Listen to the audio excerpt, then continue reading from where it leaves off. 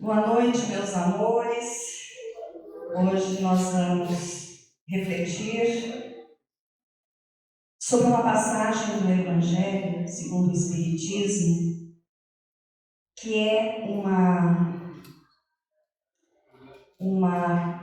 orientação de uma rainha que se chama Rainha de França. E ela começa assim: quem poderia, melhor do que eu, compreender a verdade das palavras do nosso Senhor Jesus Cristo? Meu reino não é deste mundo. O orgulho me perdeu sobre a terra. O que foi que levei comigo? Nada. E como terrível lição, a realeza não me acompanhou sequer até ao túmulo. Rainha fui entre os homens. Rainha achei que ia chegar nos céus. Mas que desilusão. Que humilhação quando vi os meus súditos muito acima de mim. Os homens que considerava pequeninos e que desprezava, por não terem o sangue nobre nas veias. Só então percebi, diz a nossa rainha, que para preparar um lugar neste reino, no reino superior, no reino de Deus, são necessárias quatro virtudes: abnegação, caridade, benevolência e humildade. Quando chegamos aqui, diz ela, não nos perguntam o que foste, que posição social você teve, o que ocupaste na terra, mas o bem que fizeste, as lágrimas que enxugaste. Olha que texto, que psicografia, que carta mais linda. Uma rainha que tudo tinha e quando chega do lado de lá percebe que nada levou. E assim nós vamos agora falar sobre as virtudes que ela nos colocou nesta carta. Abnegação. O que é abnegação? Abnegar-se é doar, é lutar, é ir até as últimas consequências por algo que você acredita, por algo que você tem como meta para a sua vida. Qual é o oposto da abnegação? Apego. Então, a abnegação não é o apego de querer para si, mas é o dar. Dar ao outro. Fazer com que aquilo que eu acredito, eu vou lutar até o fim. E eu coloquei como exemplo muito real Saulo, ou o nosso Paulo de Tarso.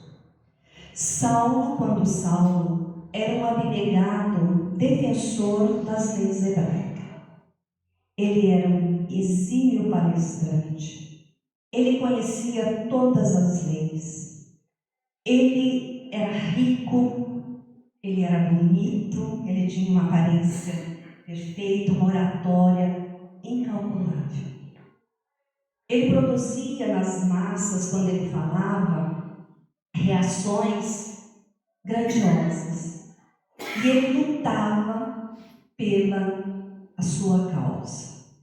A tal ponto que apareceu um certo Jesus Cristo, que ele conheceu numa situação terrível, porque ele era noivo de Abigail, uma moça linda, e ele era enamorado de Abigail.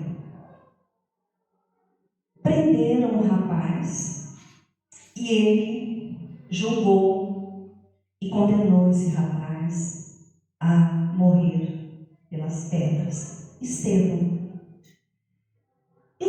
momento da execução, ele pediu que Abigail fosse com ele. Ela nunca ia, né? Ela não gostava, ela era uma menina muito delicada, muito pura, mas ele insistiu tanto e a levou. Ele ordenou ali o apedrejamento, e quando o rapaz estava já esvairindo, quase morrendo, que ele levanta a cabeça, Abigail percebe que aquele rapaz era o irmão dela, que há anos ela não via, porque ele fugiu, os pais foram perseguidos pelos romanos, e ele colocou fogo na fazenda do vizinho do lado, e ele foi vendido como escravo. Trocou de nome e colocou o nome de Filisteu. Quando ela vê que é o irmão, ela sai correndo, abraça o irmão e ele morre em seu colo. Saulo não entendia nada e ela fala: você matou o meu irmão. E ela se afasta de Saulo. Ela se afasta e ele contraiu uma raiva imensa desse Jesus que afastou a sua grande amada.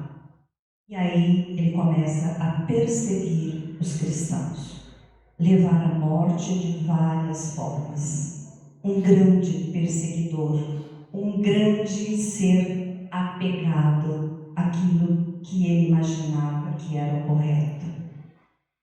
Mas ele ficou sabendo que em Damasco tinha um Senhor curando.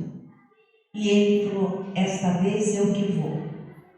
Ele só pega alguns rapazes para o segui-lo e ele vai a caminho de Damasco para prender Ananias.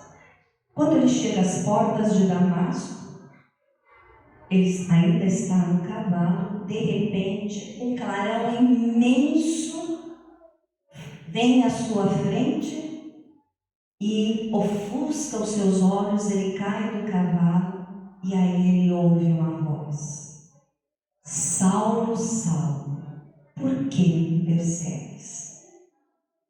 Naquele momento ele entra num pranto e ele sentiu ali o Cristo naquele momento. Os rapazes nada viram, só ele, a mediunidade dele. E aí levaram até uma estalagem e lá deixaram, voltaram e deixou Saulo lá cego, até ele melhorar. Ananias ficou sabendo e foi até Saulo e o curou.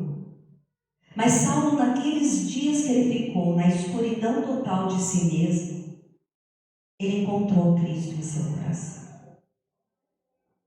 E o que ele é, Saulo? Um abnegado. A partir do momento que ele encontrou Cristo, ele começou a trabalhar para o Cristo. Ananias vem, cura o seu olhar e a partir daí, Saulo vai para o deserto, fica 4 anos ali, meditando, se preparando. E quando ele volta para pregar o Cristo, fazer com que todos conhecessem o Cristo. E hoje nós somos cristãos, porque ele que trouxe para o Ocidente a doutrina da Boa Nova. Ele conheceu tanto Cristo, ele amou tanto, tanto, e onde ele passava, ele pregava, arrebanhava algumas pessoas e já fundava uma igreja. E ele mandava cartas de orientação para cada núcleo que ele fundava. E um dia ele escreve uma carta de amor, que é uma das coisas mais lindas e verdadeiras que tem e que foi escrito sobre o amor.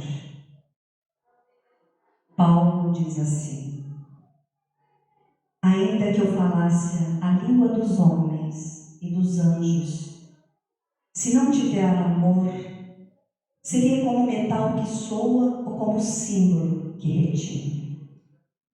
E ainda que tivesse o dom de profecia e conhecesse todos os mistérios e toda a ciência,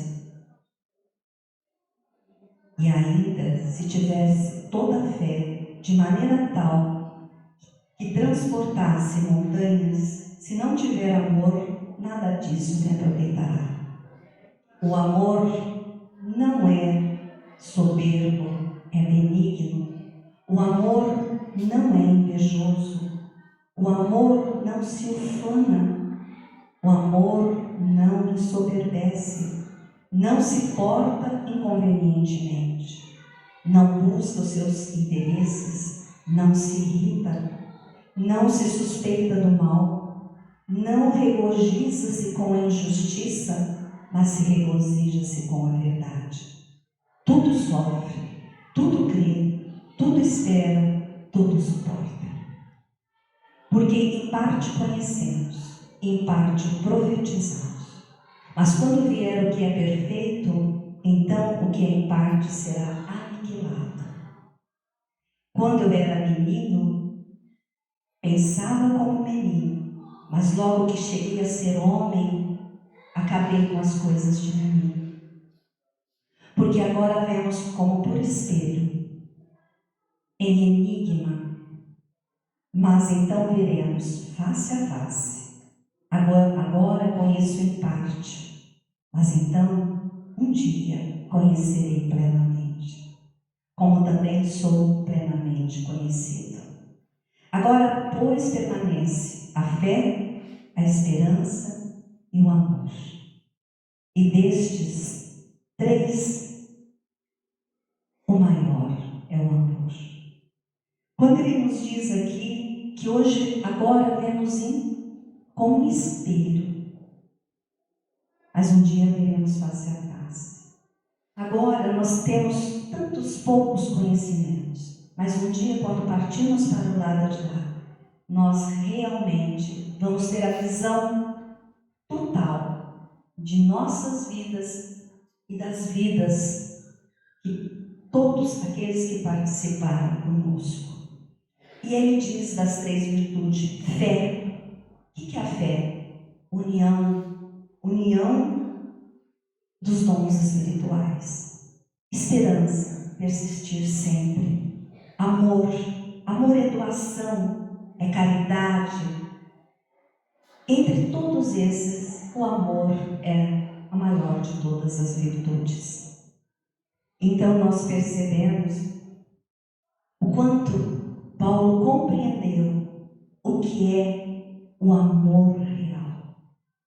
Quando a gente fala amor aqui na Terra, a gente acha que é amor de marido e mulher, namorado, né? Esse amor é aquele amor que nós não temos noção do que é, porque nós não amamos, né? A gente acha que ama, mas nós não amamos. Não amamos como Paulo amou.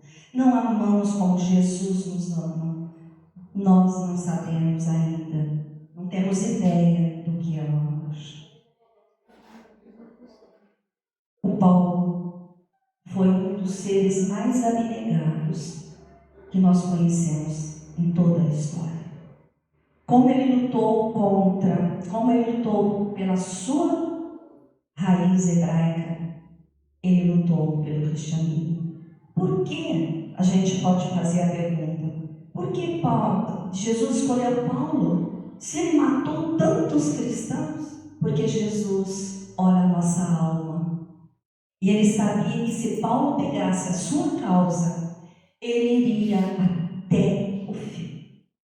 E assim ele o fez, por ser o quê? Abnegado. E nós somos. Nós pegamos uma causa e lutamos por ela até o fim, nos atropelos, nas dificuldades. Será que conseguimos ir até o fim da nossa existência por algo que acreditamos? Temos que questionar. Temos que ser um pouquinho de Paulo. Temos que pegar um pouquinho dessa qualidade para podermos ir até o fim, custe o que custar. Depois vem a caridade. Quem que a gente, quando fala em caridade, a gente lembra? De Chico Xavier. O nosso Chico. que esteve conosco aqui, que muita gente o conheceu, né? Nós fomos ao Uberaba, vimos, o Cláudio viu, tantas pessoas que conheceu o Chico. Chico era caridade viva em pessoa. Chico era tão caridoso que chegou uma pessoa e lhe deu um carro zerinho, porque ele ia fazer as visitas a pé. Aí, Chico, olha, estou te doando esse carro. Aí ele falou, não, filho, mas eu adoro andar a pé. Eu falei, não, Chico, não dá. Olha, você vai para os bairros, né? É seu, deu a chave para ele. Ele falou, tá bom. Aí, aquela fila imensa, naquela fila que ele estava atendendo, chegou um senhor e falou, Chico, eu estou desesperado, eu não estou conseguindo trabalhar, porque o meu carro quebrou.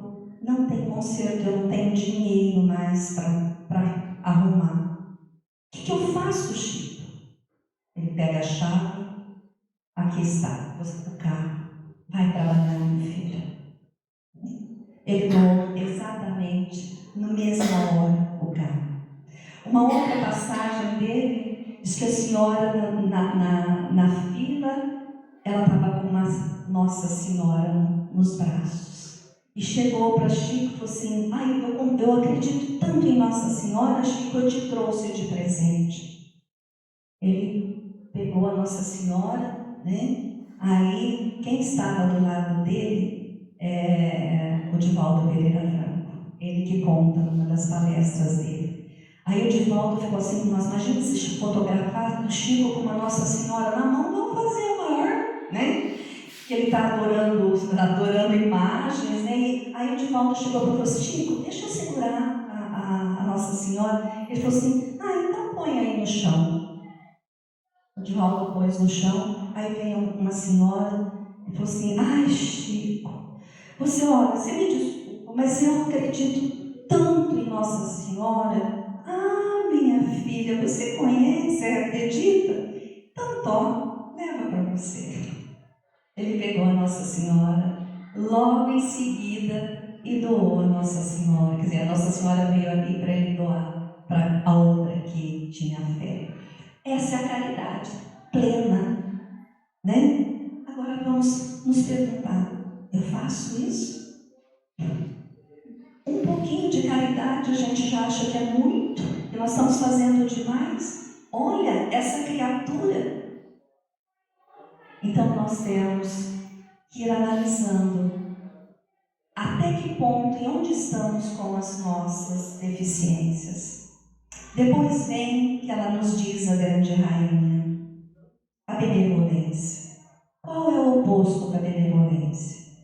Da caridade é o egoísmo, que eu não falei, né? O egoísmo é aquele que quer só para si. Só para si. Ele não consegue dividir.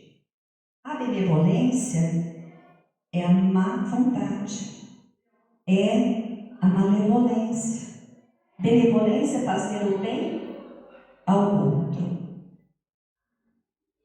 Quem nós podemos imaginar que viveu entre nós que era muito benevolente? Irmã Dulce. Eu escolhi Irmã Dulce como uma grande benevolente, porque ela fazia o bem a quem ela encontrava na rua. Ela era uma irmã e ela começou a acolher e ajudar pessoas de rua e levar a esconder lá no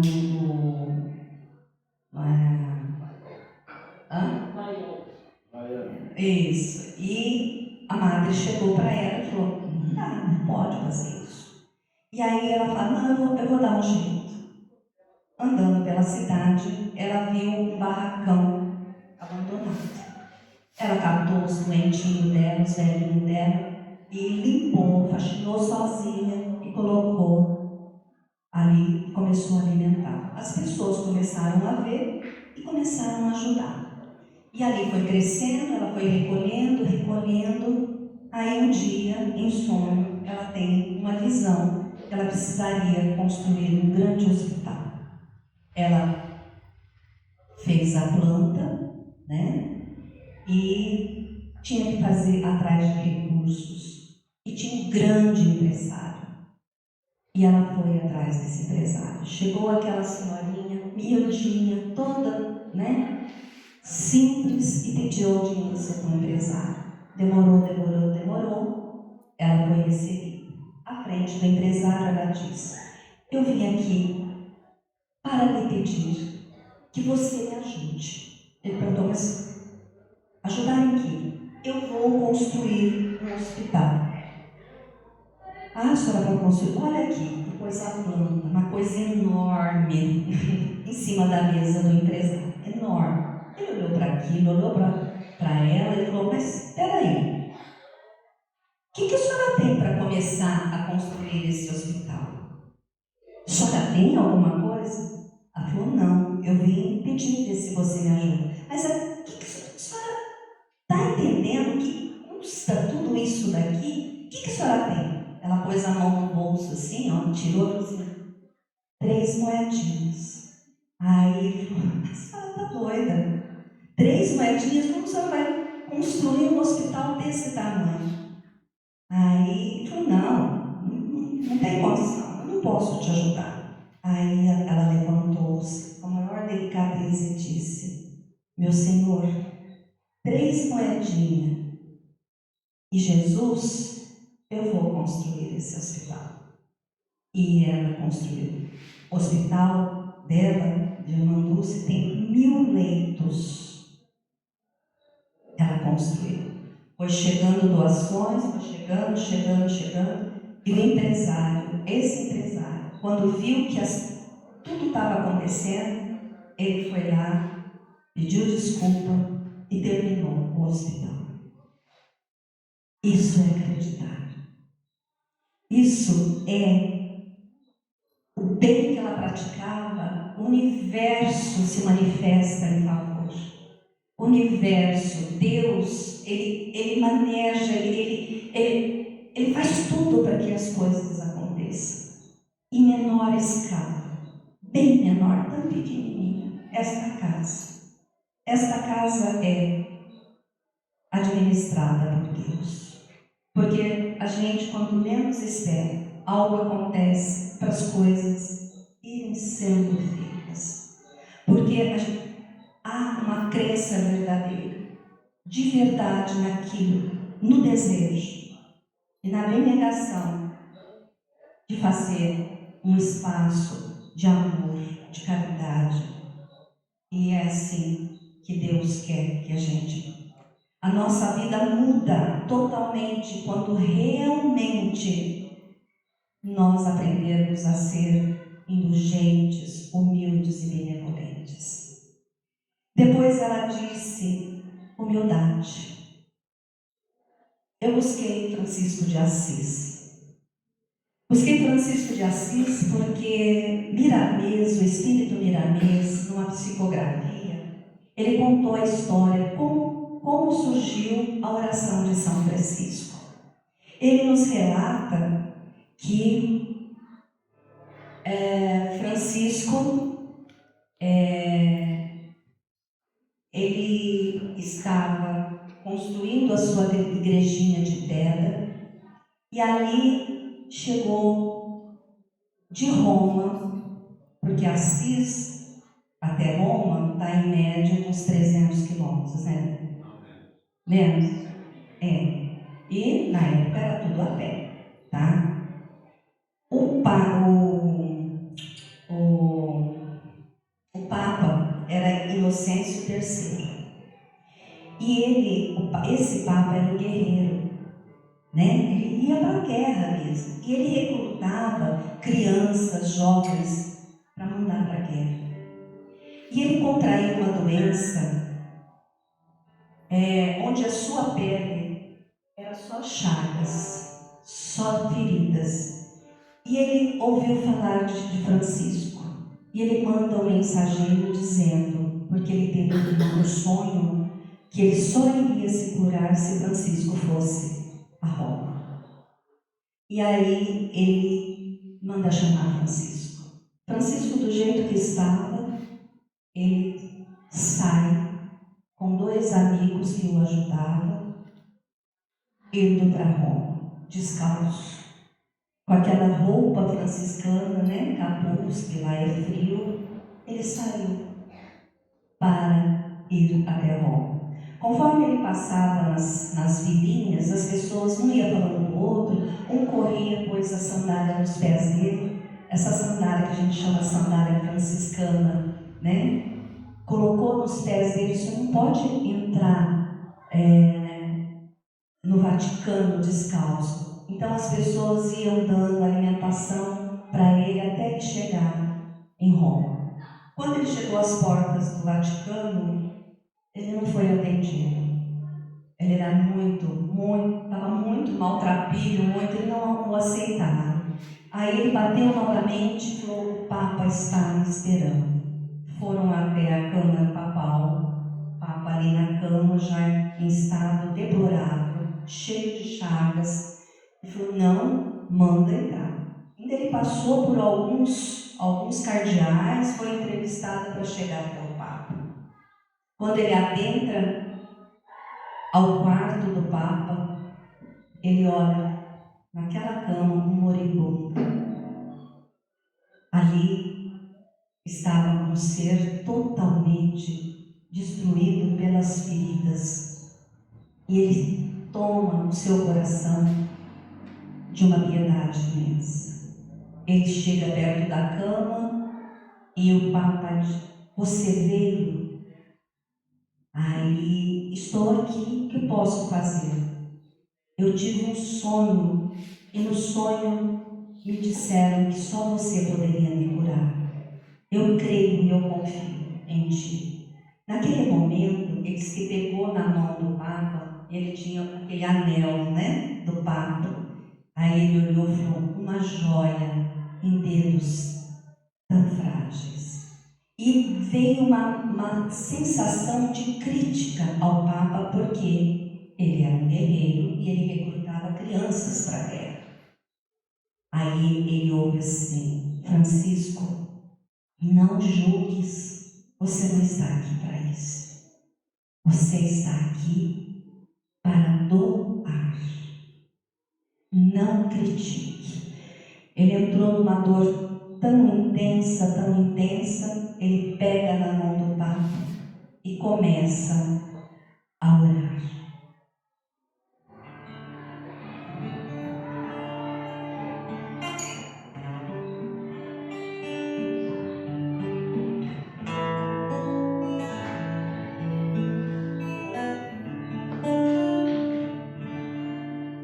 Senhor, fazei-me um instrumento de vossa paz.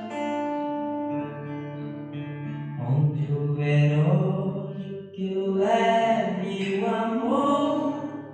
Onde houver ofensas, que eu leve o perdão.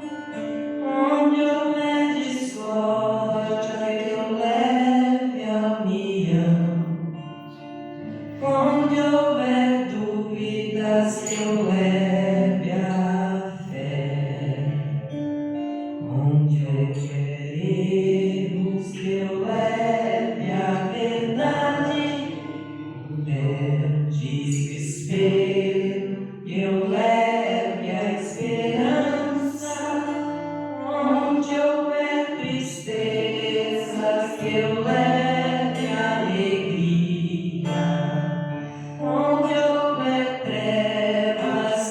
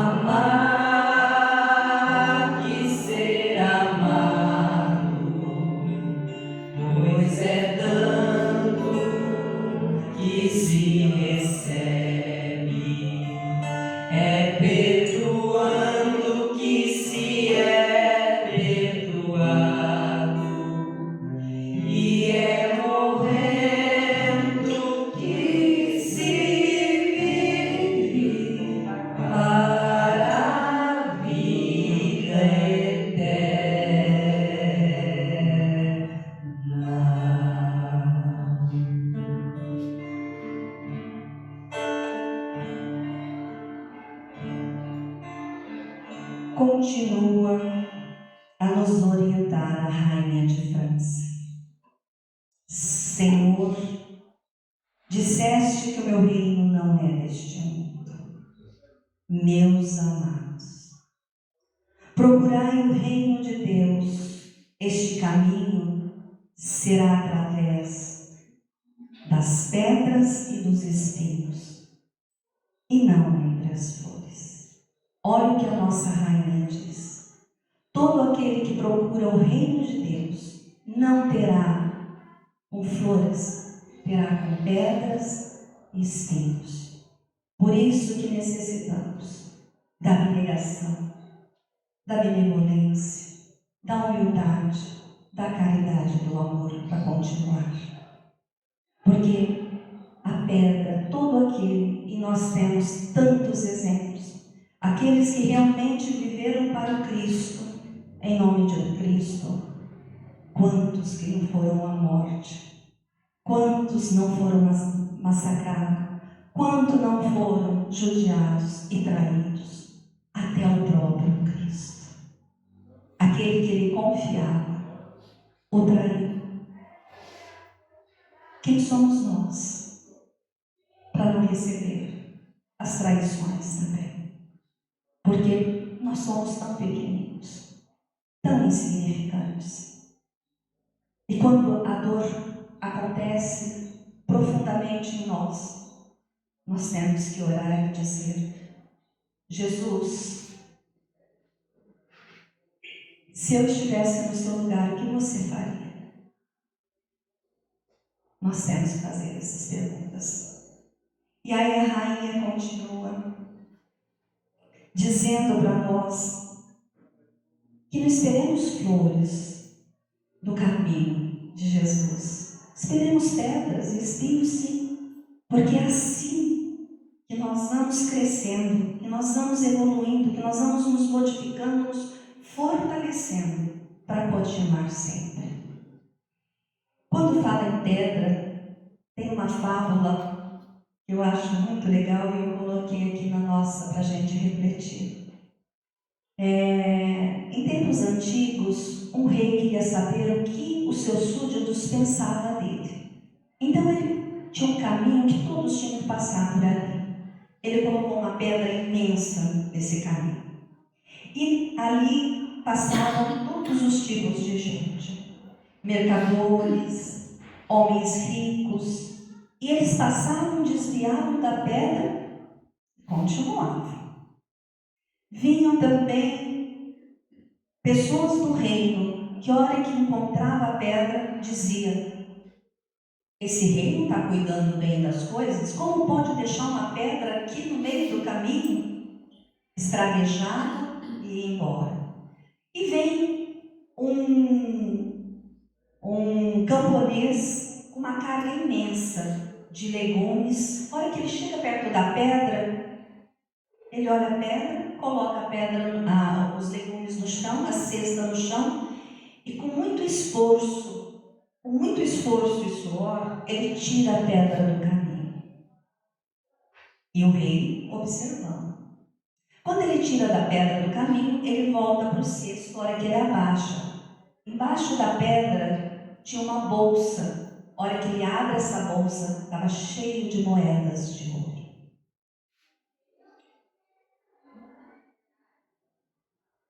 O que esse camponês chegou à conclusão? Que todo obstáculo contém uma oportunidade para melhorarmos a nossa condição. Todo obstáculo nos dá a oportunidade para nós melhorarmos a nossa condição. As dores, os sofrimentos são para nós o quê? A melhora da nossa vida.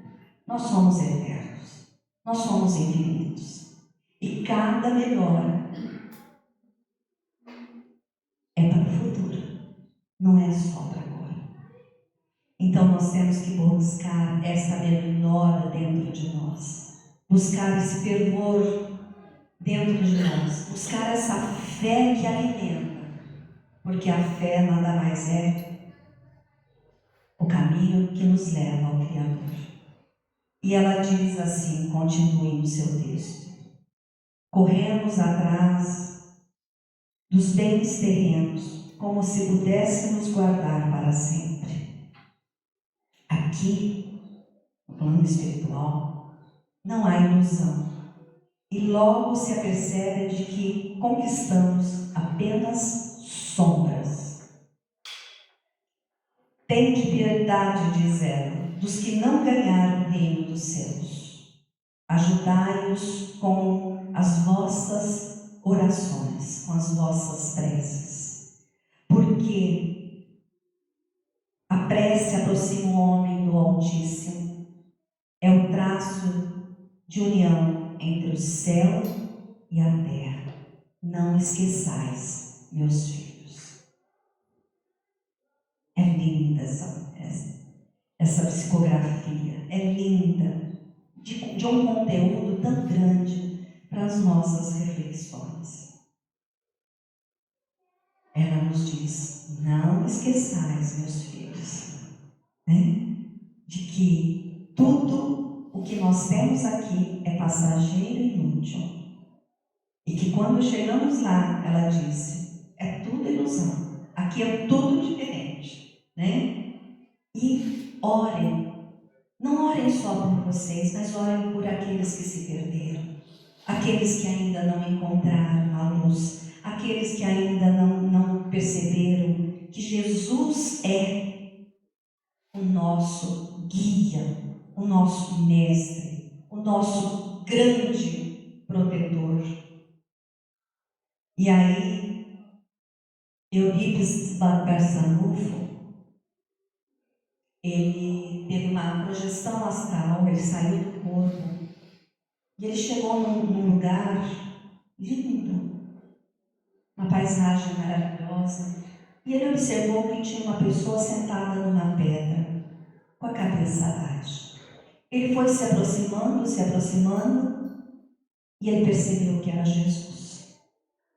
Ele ficou todo intimidado, parou, não sabia se falava, e ele percebeu que Jesus estava chorando. Uma piedade imensa naquele momento, um envolvimento imenso. Ele chegou e disse: Jesus, ele ergue a cabeça, as lágrimas descendo. Jesus, por que choras? Tu choras por aqueles que não te conhecem? Ele olha profundamente nos olhos de Eurípides e diz: não, meu filho, eu choro por aqueles que me conhecem e nada faz.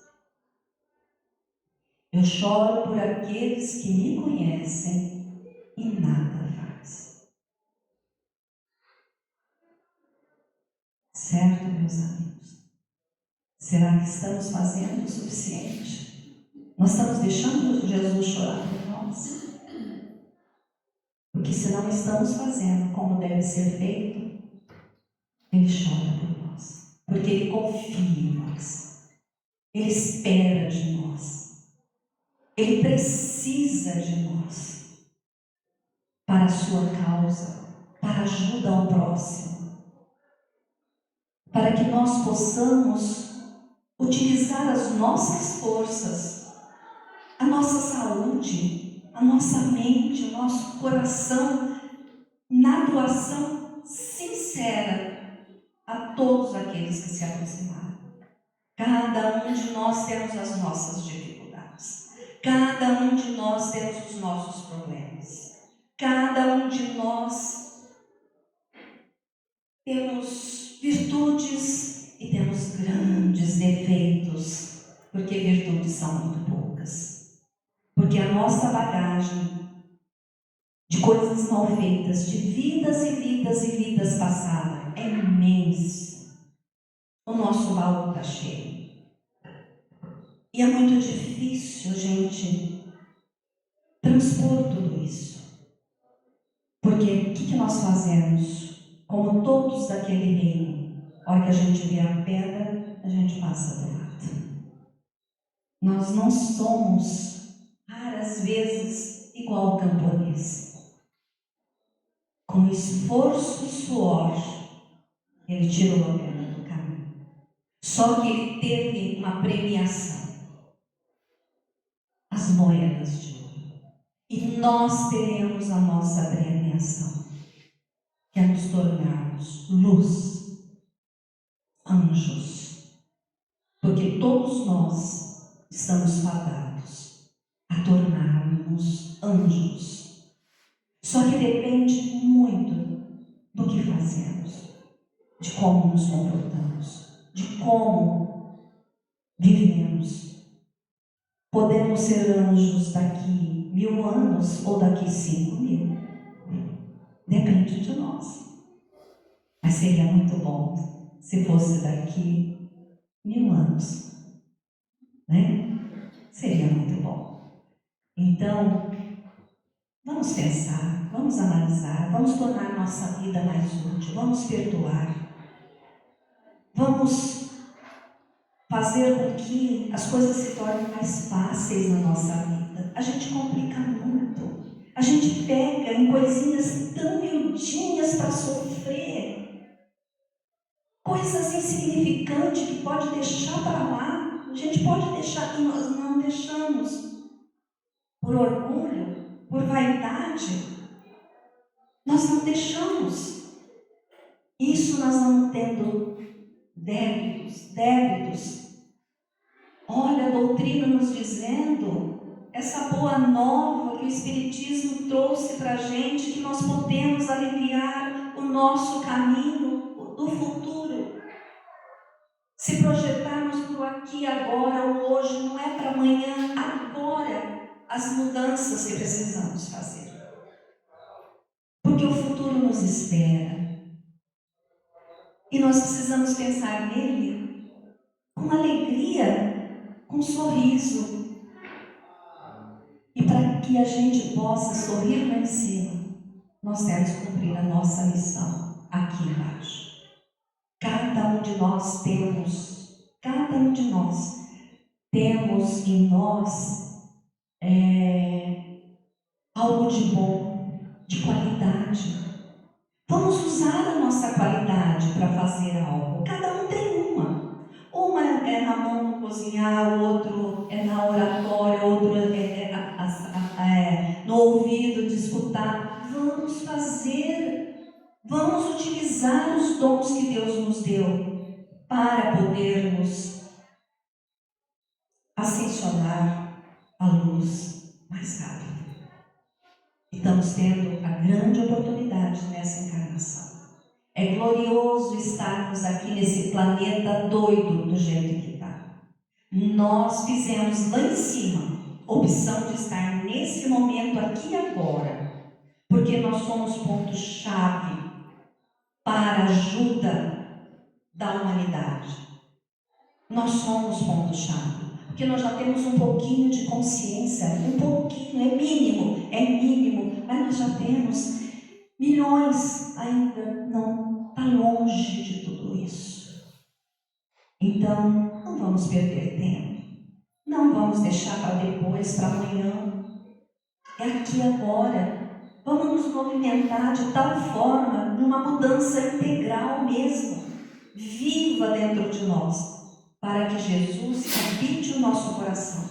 Porque quando estamos com Ele, quando acreditamos nele, quando colocamos em suas mãos a nossa vida, aquilo que acreditamos, Ele devolve. Ele devolve-nos. Então, meus queridos, vamos pensar, vamos analisar, vamos buscar tantos seres maravilhosos que nos dão exemplo. Eles não estão tão longe. Quando a gente fala do amor do Cristo, está muito longe. Mas essas criaturas viveram aqui na Terra. Eram como nós, igualzinho a nós. Só que eles utilizaram seus dons em prol do próximo, levando verdadeiramente o amor. Amemos mais. Né? Amemos mais. Que Jesus nos abençoe, nos ilumine e nos proteja.